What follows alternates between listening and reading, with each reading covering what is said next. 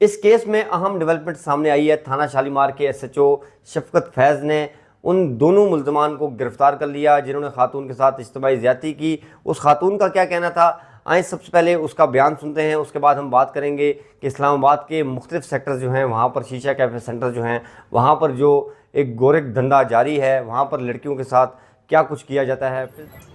میرا نام سعدیہ ہے اور میں مروا ٹاؤن کی رہنے والی ہوں۔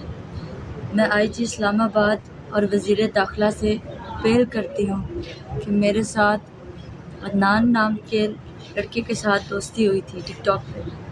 اور اس نے مجھے نوکری کا جھانسا دے کے بلایا، اور وہاں پہ ریحان نام کے لڑکے نے اور عدنان نام کے لڑکے نے میرے ساتھ زور زبردستی کی، میرے ساتھ زنا کیے،